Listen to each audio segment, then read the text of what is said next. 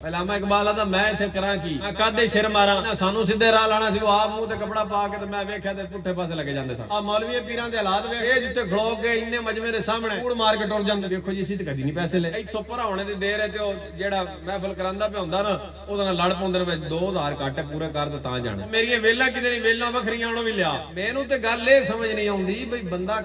दो चार बंदे होण ना उहदे च भी झूठ मारदा बंदे नूं शर्म आउणी चाहीदी है आउंदी भी इन्ने मजमे दे सामने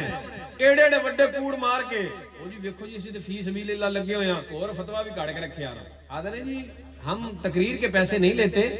हम तो अपने वक्त के पैसे लेते हैं मैंने दस भी तू केड़े चीफ मिनिस्टर दा पुत्र है तेरे 12 घंटे 80,000 दिन केड़े तू रईस आज़म दा पुत्र है